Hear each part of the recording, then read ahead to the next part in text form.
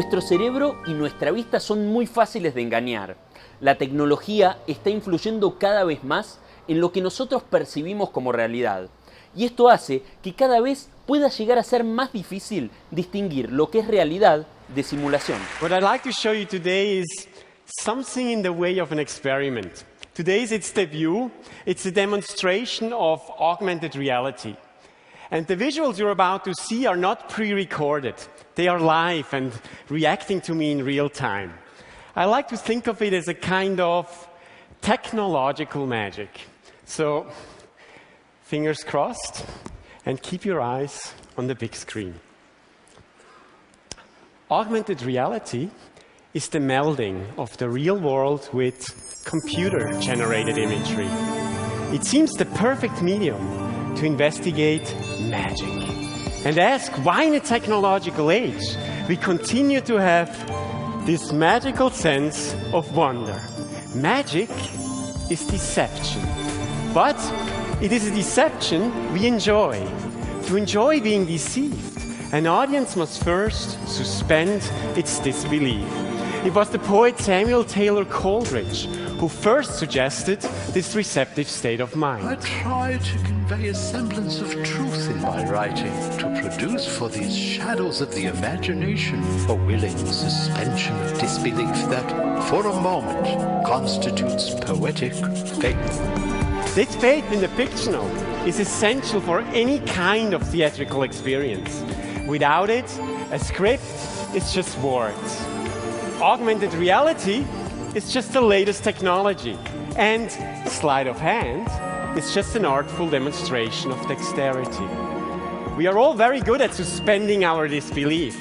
We do it every day while reading novels, watching television, or going to the movies. We willingly enter fictional worlds where we cheer our heroes and cry for friends we never had.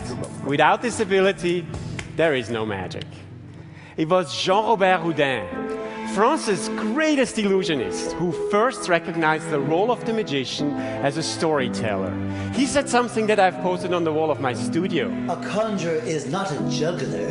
He is an actor playing the part of a magician. Which means magic is theater, and every trick is a story. The tricks of magic follow the archetypes of narrative fiction. They are tales of creation and loss, death and resurrection, and obstacles that must be overcome. Now, many of them are intensely dramatic. Magicians play with fire and steel, defy the fury of the buzzsaw, dare to catch a bullet, or attempt a deadly escape. So these are my illusion glasses. They're a little bigger, they're a prototype. And when you look through them, you get a glimpse into the mind of the cyber illusionist. Let me show you what I mean. All we need is a playing card. Any card will do, just like this. And let me mark it so we can recognize it when we see it again. All right, very significant mark.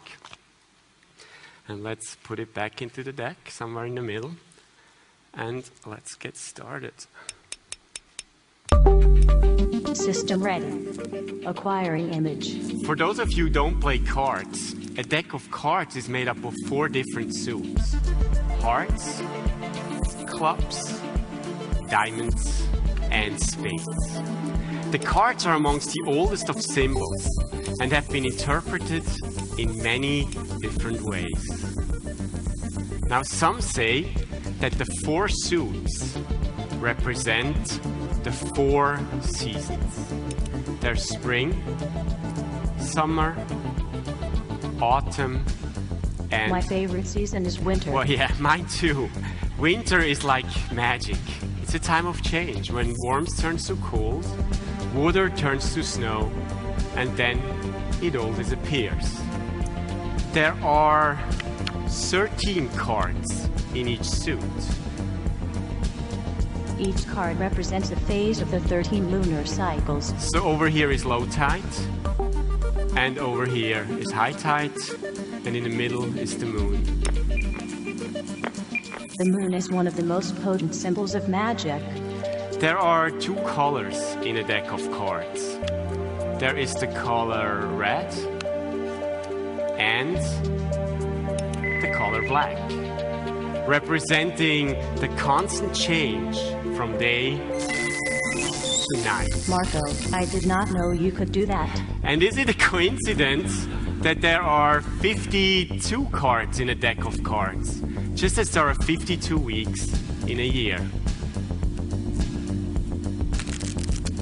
If you total all the spots on a deck of cards, the result is 365. Oh, 365, the number of days in a year. The number of days between each birthday. Make a wish. Don't tell, or it won't come true. Well, as a matter of fact, it was on my 6th birthday that I received my first deck of cards. And ever since that day, I have traveled around the world, performing magic for boys and girls, men and women, husbands and wives, even kings and queens. And who are these? Mischief makers. Watch. Wake up. Whoa! Are you ready for your party piece? Ready.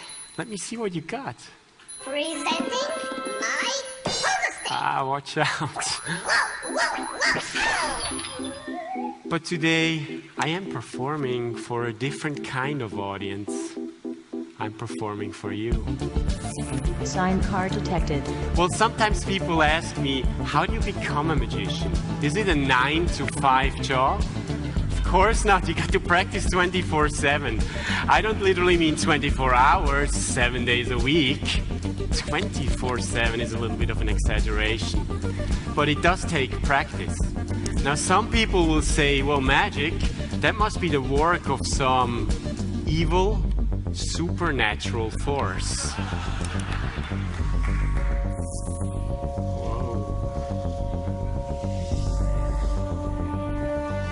Well, to this, I just say no, no. Actually, in German, it's 9-9.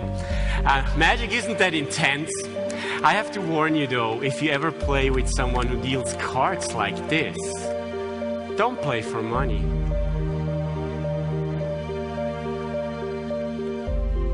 Why not? That's a very good hand. The odds of getting it are 4,165 to 1. Yeah, but I guess my hand is better.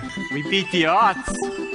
I think you got your birthday wish. And that actually leaves me with the last and most important card of all. The one with this very significant mark on it. And unlike anything else we've just seen, virtual Sign card detected. or not, this is without a question the real thing.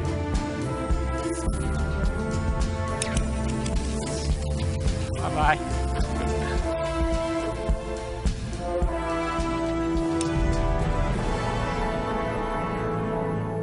Thank you.